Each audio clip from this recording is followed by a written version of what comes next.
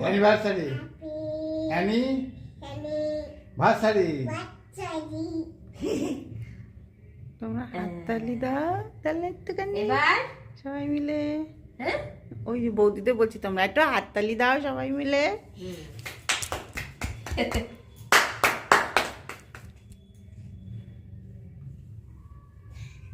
Surprise, এটার কোনো প্ল্যানই ছিল না।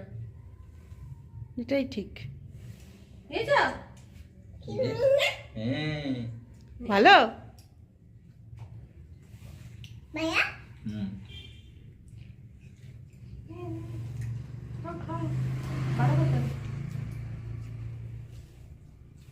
এখন এখন খাবে তো? তুই তুই একটু মেয়েটার মুখে দে বর্ণালী।